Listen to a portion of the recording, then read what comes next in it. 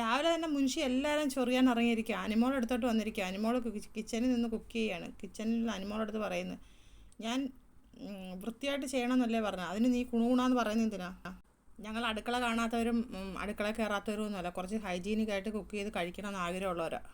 അനിമോൾ അതിനൊന്നും മറുപടി പറയുന്നില്ല. അനിമോൾ അത് ഇളക്കിക്കൊണ്ട് നിൽക്കുകയാണ്. സവാളയൊക്കെ ആണെന്ന് തോന്നുന്നു.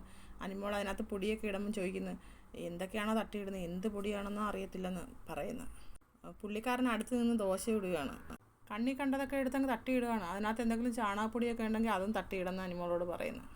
ദോശ കഴിക്കാറായോ എന്ന് അനിമോളോട് ചോദിക്കുന്നു. അനിമോൾ പറയുന്നത്, ദോശ ചുട്ടോണ്ടിരിക്കുകയല്ലേ, എത്രണ്ണമായി, ഒരാൾക്ക് 3 വെച്ച് ഉണ്ടാക്കണം എന്ന് പറയുന്നു.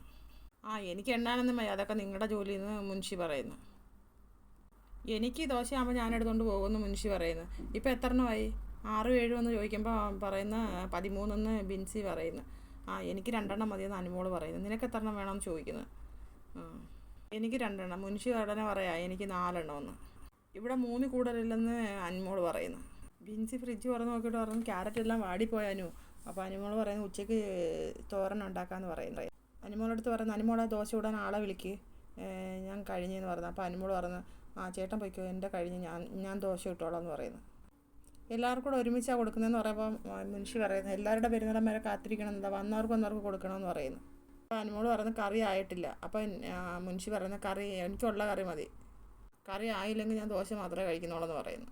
എല്ലാവരും വരുന്നവരെ കാത്തിരിക്കേണ്ട കാര്യമുണ്ടോ എനിക്ക് ഉപ്പ് കുറച്ച് മതി, ഉപ്പുണ്ടെന്ന് പറയുന്നത്. അനിമോൾ പറയുന്നത് ഉപ്പിച്ചി കുറവാണെന്ന് പറയുന്നത്. അല്ല ചേട്ടൻ നോക്ക്, എനിക്ക് നോക്കണ്ട, എനിക്കറിയാം അത് എനിക്ക് ഉപ്പുണ്ട് എന്ന് പറയുന്നു. അയാൾ നോക്കാൻ കൂട്ടാക്കുന്നില്ല.